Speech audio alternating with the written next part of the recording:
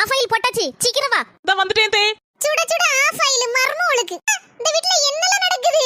மர்மோள, மத்தியானத்துக்கு வட்டையில சோறு வச்சிருக்கேன்னா, வட்டையில சோறு, சோத்துக்குள்ள மீன் கறி, அதுக்கு பக்கத்துல முட்டை. எதுக்கு தே இவ்வளவு வச்சியே? ஏதாவது ஒண்ணு வச்சா போதும் தே. இருக்கட்டும் மர்மோள, பேக்குக்குள்ள போட்டுக்கா போ. சரி தே, ஆபீஸ் டைம் ஆயிட்டு போயிட்டு வரேன். நாத்து போயிட்டு வரேன். உனக்கு பைத்தியம் கீத்தியம் பிடிச்சு போச்சா? இடியா, இவ்வளவு நேரம் நல்லா தானே இருந்த, என்னாச்சு உனக்கு? நான் நல்லா தான் இருக்கேன். உன் மர்மோள தாங்கிட்டு கிடக்க. அவ வேலைக்கு போனா, அவ சோறு பொங்கி கொண்டு போக மாட்டாளாக்கும். நீ தான் எல்லாத்தையும் சோறு, சோத்துக்குள்ள முட்டை, அந்த மீன் இந்த மீன் நல்ல வக்கனையா செஞ்சு கொடுத்து அனுப்புதே.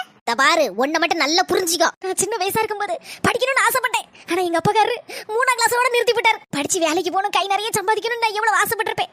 அதெல்லாம் வம்பா போச்சு. ஆனா இப்ப ஏன் மரமோ அப்படி இல்ல, நல்லபடியா படிச்சிருக்கா, வேலைக்கு போறா. அதை பார்க்க எனக்கு எவ்வளவு சந்தோஷமா இருக்கு தெரியுமா? அவ அந்த குடும்பத்தை தூண் மாதிரி இருந்து தாங்குதா. அவளுக்கு நான் வேலை செய்து கொடுக்கல, என்ன தப்பு இருக்கு சொல்லு? கூடி இருக்க குடும்பத்துல கும்மி அடிக்க வச்சுட்டு போயிடாத. நல்லா இருப்ப. உன் மாமியா வீட்டுக்கு போய் சேரு.